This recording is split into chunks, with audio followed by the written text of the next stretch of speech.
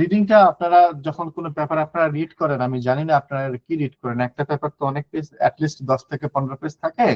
তো সব, ধরেন যে আপনি যদি চিন্তা করেন যে আমি পার ডে 3টা করে ম্যানুস্ক্রিপ্ট পড়বো, তো সেক্ষেত্রে তো ধরেন যে আপনি সবগুলো পেজ পড়তে পারবেন না। তো আমি ধরে নিলাম যে তাহলে কি আপনার একটা স্পেসিফিক ব্যাকগ্রাউন্ড আছে, আমি যেটা আগে বললাম যে আপনি স্পেসিফিক ফিল্ড আপনি ডিফাইন করছেন যে আপনি এই ফিল্ডে কাজ করতে চাচ্ছেন আপনার রিলেটেড, আপনি 2-3টা জার্নাল সিলেক্ট করছেন। তো ওই জার্নাল গুলোর যে প্রতিদিন যে ম্যানুস্ক্রিপ্ট গুলো পাবলিশ হয় সেগুলোকে আপনি আপনার রিলেটেড অনুযায়ী আপনি ফলো করবেন। তো ফলো করলে আপনাকে একটা রিডিং হ্যাবিট গড়ে তুলতে হবে, যে প্রতিদিন আপনি 2টা 3টা করে পেপার পড়বেন।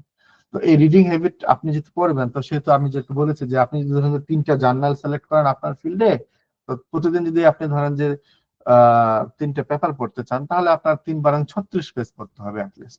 তো 36 পেজ ইজ হিউজ অ্যামাউন্ট আসলে। কারণ যেহেতু ধরেন যে আপনি পেপার গুলো ইংলিশে পড়বেন, আপনার অনেক টার্মিনোলজি বুঝতে হবে, জানতে হবে। তো সেক্ষেত্রে রিডিং যে স্ট্র্যাটেজি আছে সাইন্টিফিক ম্যানুস্ক্রিপ্টের, তো মানুষজন প্রথমে টাইটেলটা দেখে।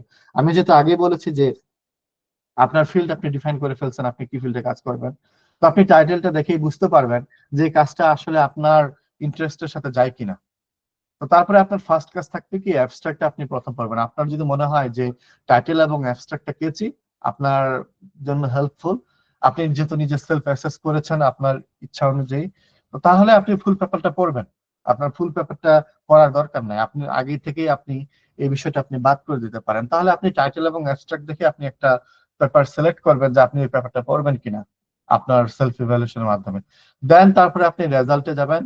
এবং রেজাল্ট তো, একটা ম্যানুস্ক্রিপ্ট তো অনেক কিছু পার্ট থাকে, হয়তো বা সব রেজাল্ট গুলো আপনার আইডিয়ার সাথে, আপনার চিন্তাধারার সাথে, আপনার রিসার্চ স্টাইলের সাথে, আপনার হাইপোথিসিসের সাথে যায় না।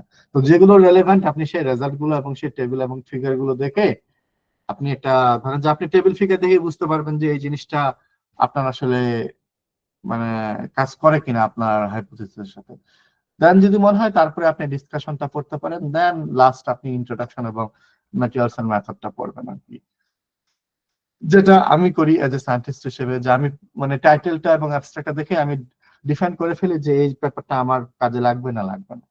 যদি মনে হয় যে লাগবে, দেন আমি রেজাল্টের জাস্ট ফিগার এবং টেবিল গুলো দেখি, দেখার পরে আমি বুঝি যে কারণ আমি যেহেতু এতদিন ধরে সায়েন্সের সাথে আছি, তা আমার ক্ষেত্রে একটা পেপার পড়তে সর্বোচ্চ 1 থেকে 2 মিনিট লাগে।